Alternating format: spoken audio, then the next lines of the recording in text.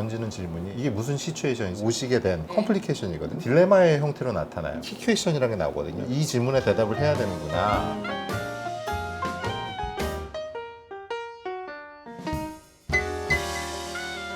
안녕하세요. 네. 안녕하세요. 네. 안녕하세요. 네. 오늘은 그동안에 모셨던 분하고는 사뭇 다른 분이고 또 다른 얘기를 할 거예요. 누구시죠? 네, 저는 컨설팅 회사 커니에서 파트너로 일하고 있는 심현부라고 합니다. 반갑습니다. 네. 네. 반갑습니다. 네. 이렇게 얘기하면 여러분 아세요? 뭐지? 모르신대잖아요.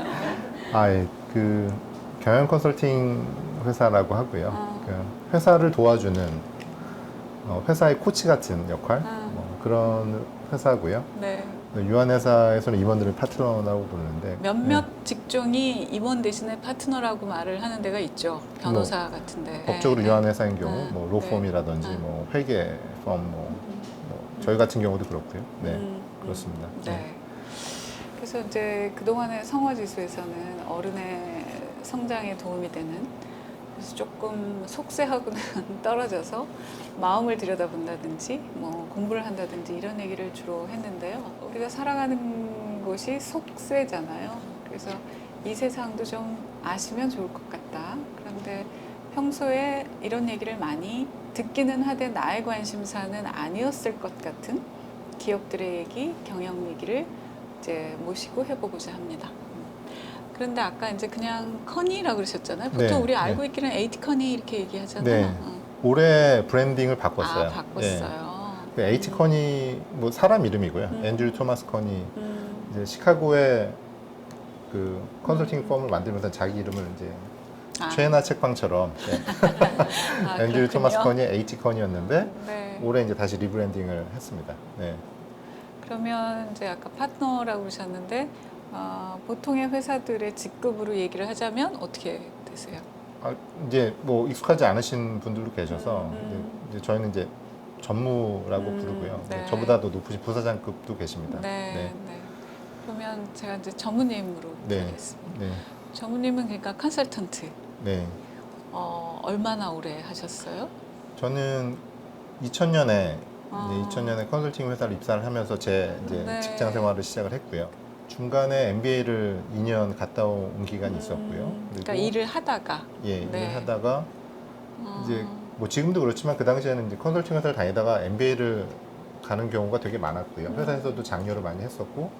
그럴 때는 네. 개인 비용으로 갑니까? 회사가 보내줍니까? 이제 잘하면 회사에서 보내실 거고. 네, 저는 이제 받고 갔는데 네. 뭐 이제 요즘에는 뭐 혼자 가는 경우도 있고 네. 뭐 여러 가지 이제 그 당시에는 컨설팅 회사 직원들 수도 적었고요. 그리고 네. 요즘엔 그렇지 않은데 그 당시에 마치 의무처럼 그걸 갔다 와야 이제 네. 프로젝트 매니저를 시켜주고 뭐 그런 이제 절차들이 좀 클라이언트들도 인정을 좀 더 해주고. 예, 그렇죠. 네. 예, 그래서 중간에 2년 갔다 왔고 그리고 계속 쭉 하다가 네. 5년 정도 공백이 있습니다. 그래서 2년 반은 대기업에서 있었고요. 그리고 나머지 2년 반은 미국에서 잠깐 창업을 하는 창업도 경우- 하시고. 예. 그리고 이제 돌아온 게 작년 초에 다시 돌아왔습니다. 네.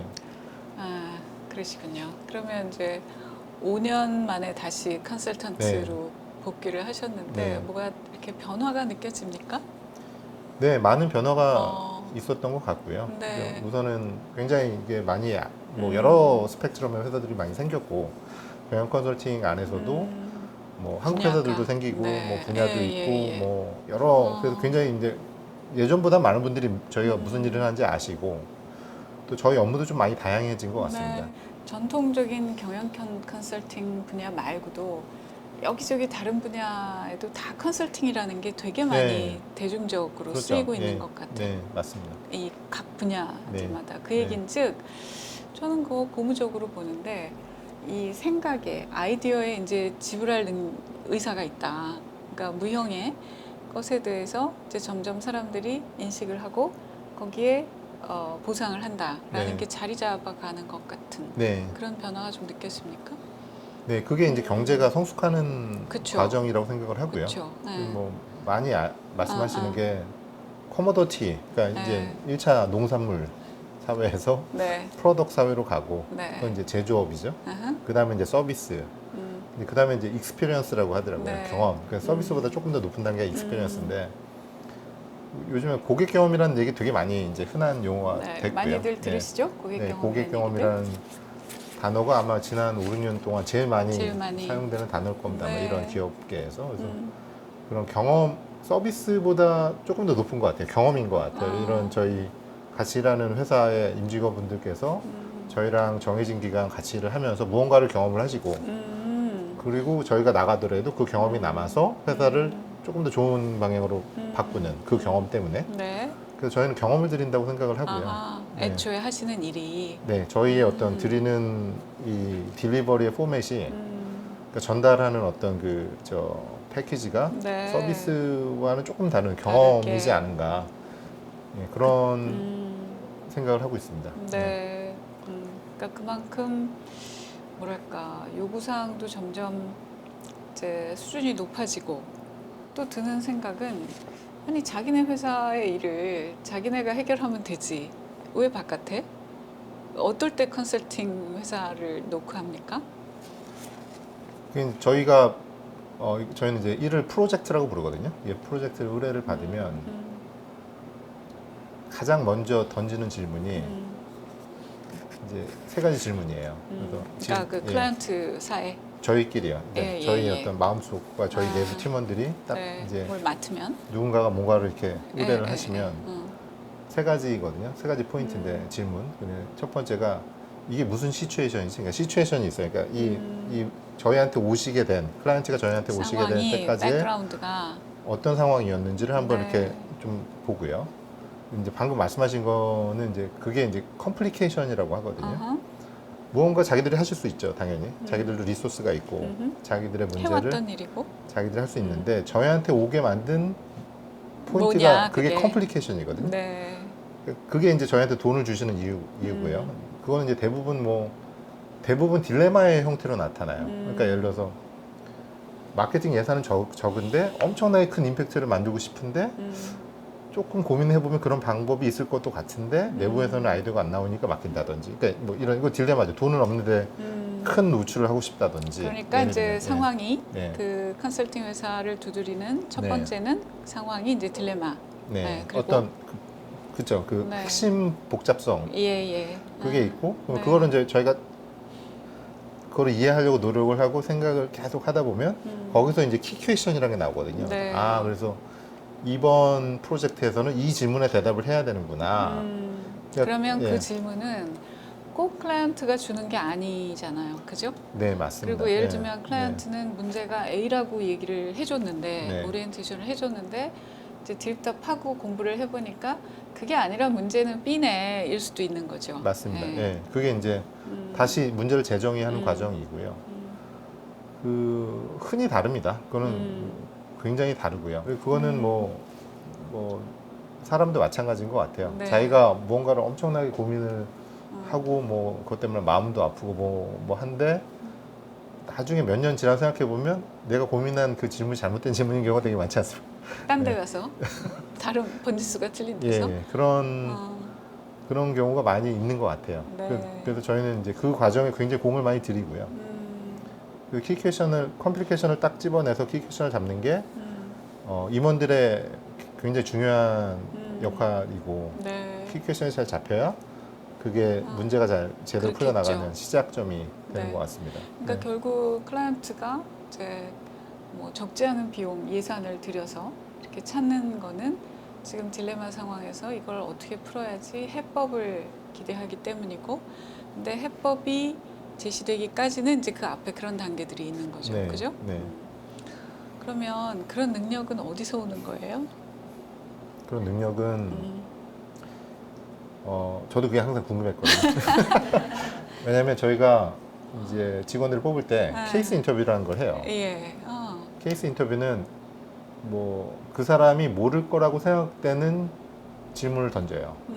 그러니까 익숙하지 않은 질문을 받았을 때 그걸 어떻게 풀어 나가는지 그 어떤 생각의 근성을 이제 보는데 뭐 저도 이제 20년 전에 시작을 해서 중간에 5년 공백 포함해서 이제 지금 이제 보면은 많은 잘하는 친구들이 네.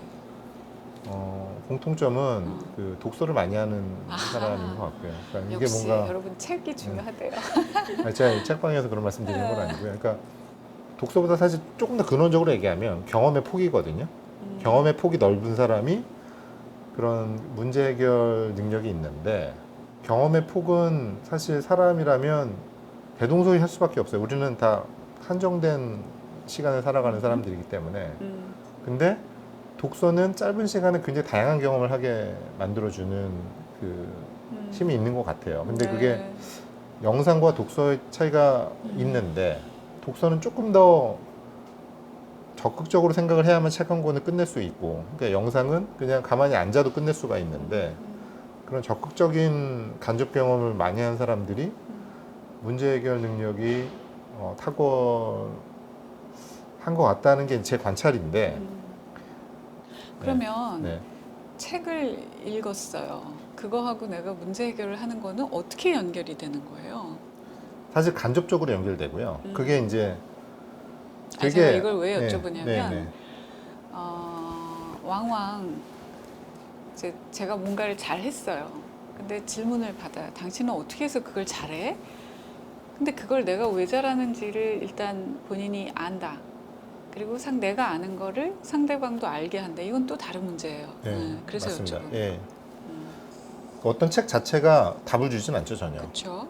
근데 생각이 힘을 계속 길러주는 그게 어떤 책이든, 그게 소설책이든, 뭐 역사책이든, 뭐 법전이든, 뭐 속담이든, 그 안에는 구조가 있고 구조라는 네. 게 있거든요. 근데 그 구조를 이해하지 못하면 그 글을 이해할 수가 없는데, 글을 읽다 보면 나도 모르게 그 구조를 보는 거죠, 한번. 근데 그 여러 형태 구조를 이제 여러 책을 보면서 노출이 될 텐데, 어떤 새로운 문제에 부딪혔을 때 내가 갖고 있었던 구조의 라이브러리 하나 끄집어내는 것 같아요. 그게 어떤 경우에는 그냥 잡지의 짧은 아티클인 경우도 있고요. 어떤 경우에는 굉장히 긴 뭐 대하 소설인 경우도 있고. 근데 그게 이제 구조는 항상 암묵적이거든요. 항상 그렇죠. 암묵적이에요. 거기에 뭐 이 문제는 이렇게 풀어라 전혀 그런 얘기가 없는데 네. 자연스럽게 그 구조에 여러 번 다양한 형태의 구조에 노출되기 때문에 그 라이브러리에서 끄집어내는 게 아닐까라는 게 이제 저의 어떤 가설인데, 저희가 뇌에 관한 책을 제가 뭐 이제 몇 권 안 되지만 본 적이 있는데 무의식이라는 게 굉장히 큰 힘을 가지고 있다고 하고요. 네. 그리고 아주 사소한 예로 컴퓨터 비밀번호가 기억이 안 날 때가 있거든요. 뭐 근데 많죠. 뭐. 입으로 부르라 그러면 제가 대답을 못 해요. 아, 너 PC야, 뭐 뭐야. 근데 손으로 이렇게 해보면 이거 그러니까 맞아요. 손이. 근데 이거는 내 뇌에 뭔가가 이렇게 기억을 입력을 해둔 거거든요. 근데 그런 걸 생각을 해보면 아까 말씀드린 그 생각의 구조라는 걸 내가 이게 한번 경험을 하면 실제 그 주인공 이름이나 플롯의 구조나 이건 잊어버려도 그 구조는 경험을 했기 때문에 여기에 각인이 돼 있다. 되는 게 아닌가, 네. 그런 생각을 하죠. 네. 컨설턴트를 모셔서 이런 얘기를 할 네. 거라고는 저도 생각은 별로 안 했는데 하여간 굉장히 책을 많이 읽는 분이세요. 아닙니다. 그리고 뭐 팟캐스트도 하고 가끔 페이스북에다가 이제 이렇게 뭐 포스팅을 하는데 내용을 보면 책 읽은 얘기들이 많이 올라옵니다. 근데 그게 책 내용을 그냥 요약하고 끝나는 게 아니라 우리가 흔히 얘기하는 인사이트, 그런 얘기를 쓰시는데 이렇게 귀담아 들을 만한 그런 얘기들이 되게 많았어요. 역시 근데 본인도 자기가 통하는 이유를 그렇게 알고 계신 것 같아요. 그냥 근거 없는 가설이고요. 네. 왜냐면 이제 저 후배 컨설턴트들이 네. 책을 왜 읽어야 돼요? 그래서 그렇게 많이 얘기를 할 때 그 이유로 이제 제가 네. 이제 만들어낸 얘기인데 네. 언젠간 뇌과학이 밝혀낼 것 같습니다. 여러분 뭐 들으실만 하셨어요? 평소에 이렇게 네. 많이 뭐 관심을 갖는 분야의 얘기는 아니지만 그래도 뭐 재미있으십니까? 네. 또 보니까 어느덧 이렇게 해서 1부는 여기서 마무리를 하고요. 우리 벌써요? 이제 네. 2부에서 이제 얘기 계속 이어가겠습니다. 네.